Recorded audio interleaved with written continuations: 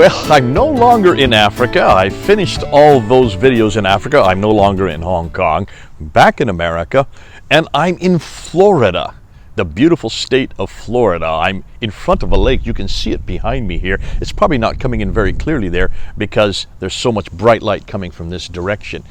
But it's one of many, many lakes. There are so many of these lakes in Central Florida, and I've pulled off this one just to do this video because it's so gorgeous. I wish you could see what I can see. I wish you could see the blues of the lake and the blue of the sky, and also the hanging mosses. Those are live mosses, by the way, hanging off the tree. We're going through this whole problem of violence in the Bible and peace. I've already done the New Testament. We've gone through the supposed problem chapters there and the stories of violence there, and I've answered every one of them. Now we're coming to the Old Testament. The Old Testament is much more difficult to explain because there is an awful lot of violence there.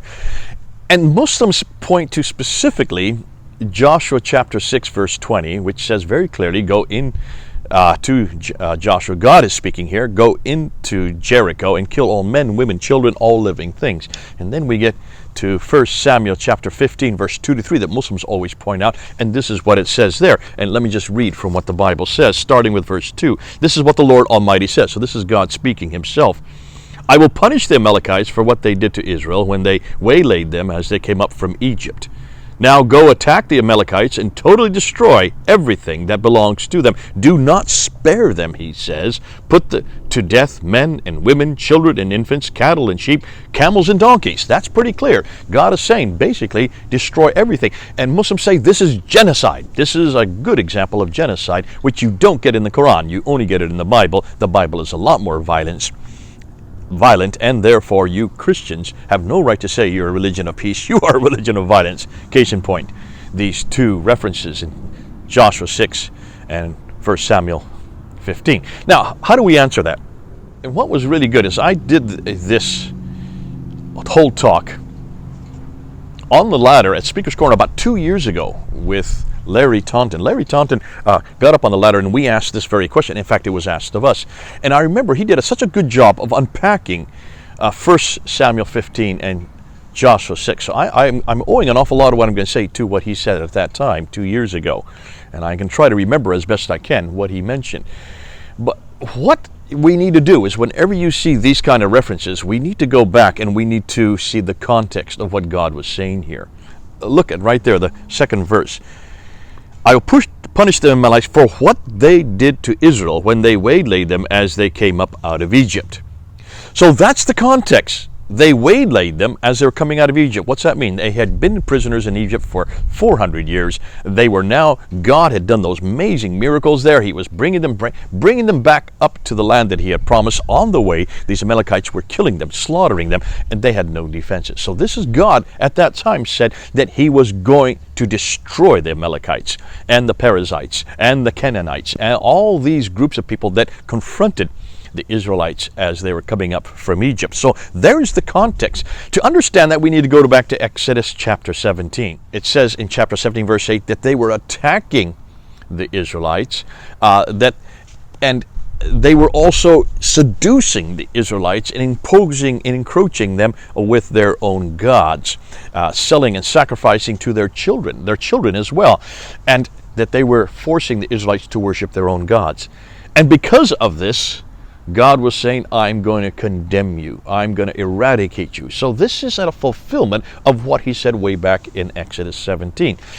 And the result, according to Exodus 17, is that they would be completely blotted out. That's in verse 14. And that this would continue on for generation after generation. We see that in verse 15. This is also repeated in 1 Samuel chapter 15 verse 3, where this was the result. The result is they would be eradicated. There's the context, and we need to understand that context. Now, the difficulty is that many Muslims, and Christians too, I would say this is not just Muslims, but Christians don't understand the Old Testament, and they don't look and they don't see that God set up a whole set of precepts as to how Israelites were to go to war. And to understand that, you need to go to Deuteronomy chapter 20. In Deuteronomy 20, God gives the rules for the Israelites when they were to go to war. And there were two kinds of people that they were to war against.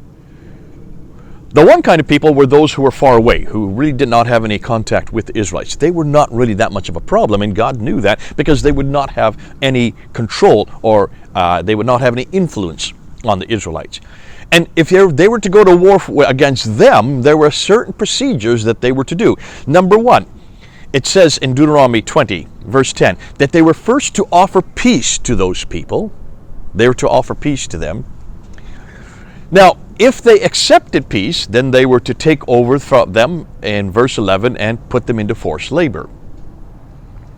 But in verse 12 it says if they did not accept peace, then they were to attack them.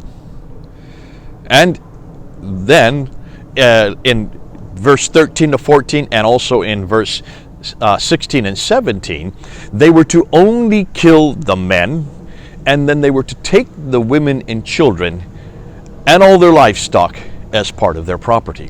So only the men were to be killed. Those were for people that were far distant.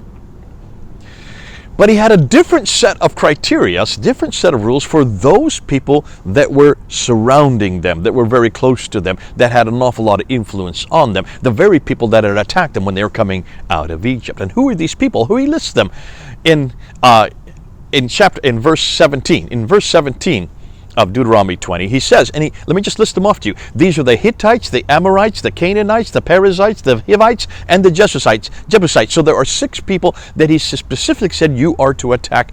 And when you attack them, you must make sure that you eradicate them completely, so that they would never seduce you back to their gods. You would never have that seduction again.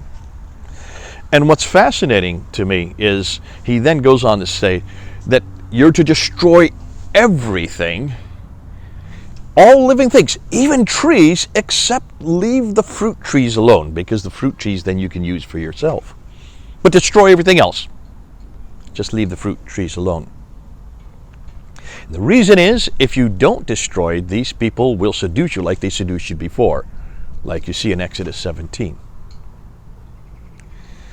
Now, this is exactly what happened. In fact, I'd like to read what exactly happened earlier, because when you go back and you study this better, you need to go back to Ezekiel 16. Because in Ezekiel 16, God talks about this seduction, the fact that they were seduced.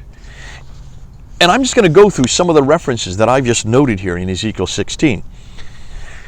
It's a beautiful story of God finding the Israelites as just babies, naked, wallowing in their blood. Just means coming right after birth. And he dresses them, and he feeds them, and he gives them beautiful ornaments, and he makes them gorgeous and beautiful.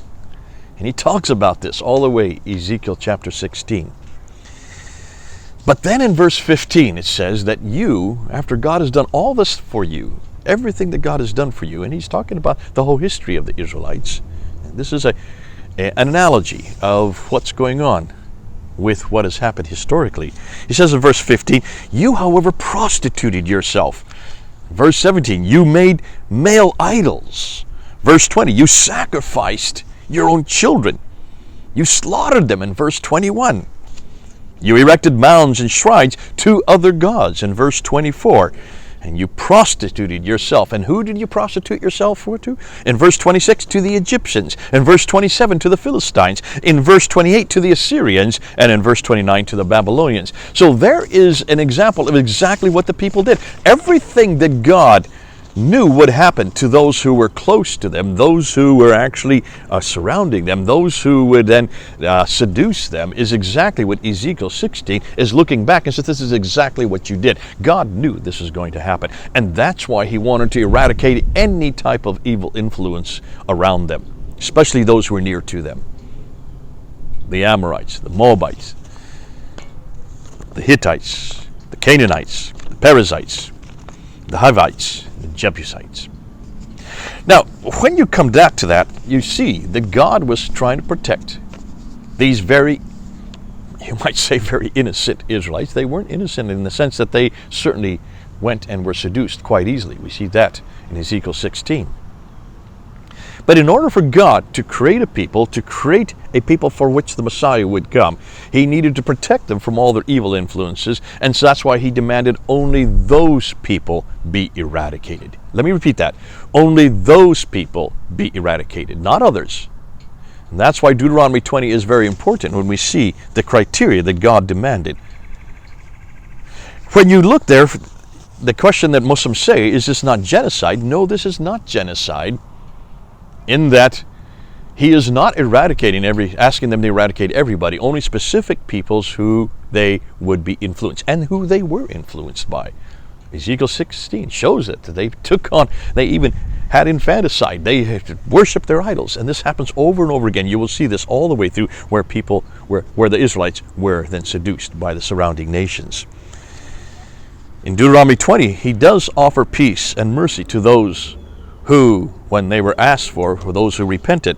And those who repented, historically you can see, God did offer them peace. The Gibeonites is a case in point. Rahab is a very good case in point.